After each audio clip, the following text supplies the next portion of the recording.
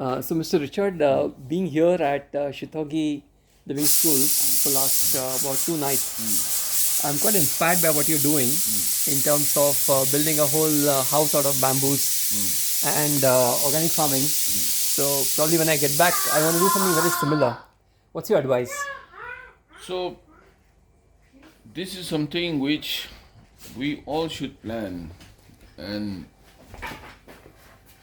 what happens is when people retire, they save money and they want to start a new business. But in that, you're fighting against the laws of nature. In the sense, You may have the desire, but you will not have the necessary energy. So, way before you retire, if you just start developing a small piece of land where one day it will give space to other for people to come to take conduct activities, for children to come and learn. Just by renting out that space also, you'll generate some revenue for that to be sustainable. It'll have a greater purpose. It is like Seithogei is like a space which does not have a shape.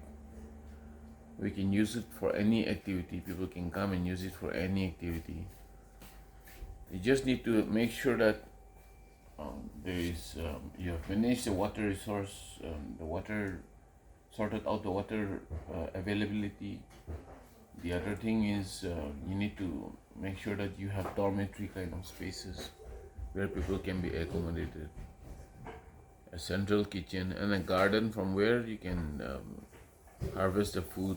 So this is not just necessarily a commercial model, but it has got a bigger purpose, and it's got a purpose to teach, for people to come and learn, for people to come and recuperate, and also for the next generation to come and think tank, share ideas, take in the experience from the old. We want the vibrancy and creative ideas of the young also. Yeah. right. So, I think it's very important that you just create a basic framework Yeah. without any shape, Without but any shape. and a higher objective. And the whole process of creation itself can be a learning process also. Right. So when we started these small sections of earthwork, brickwork, stoneworks, the bamboo work, everything was part of a smaller training component. That is why you see different patterns of stonework. So each stonework had a story to tell. People coming here for the first time will say, your place is erratic and it is very crazy.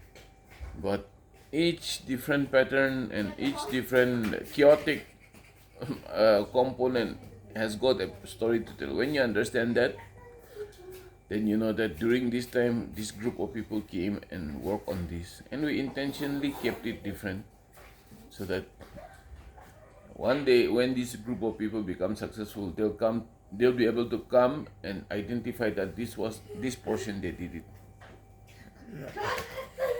So you just build a basic framework and let the Think with a higher tank. purpose, Yeah. and let it evolve. Let it evolve, because so that is what I mentioned earlier also, quantum architecture. Quantum architecture is the space exists some time back into the future. So it exists already, and you just have to move ahead in time and then find out what exists already. Interesting. And then we just build a small framework. Even if we don't have any money, we just take one small tweak and say, this is where the building is coming up. You can see it, but people cannot see it. Because why people cannot see it? Because it's quantum architecture. It exists, but you cannot see it.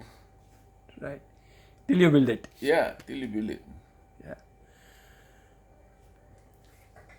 Thanks. Very inspiring. I hope when I get back, I'll be able to do something similar. Thanks. So mark out those land that you have. Take that land, when it rains, it is very important. See, I feel when it rains, God is talking to you. When the storm comes in, God is talking to you.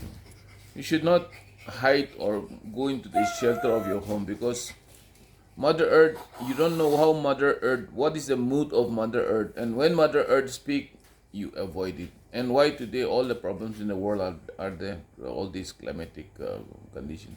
Why are the cities flooded? Because when Mother Earth is talking, you are obstructing her, and it's just that's creating the chaos. It is not calamity. It is not natural calamity. It is only man-made calamity. So when you're developing your farm or any plot of land,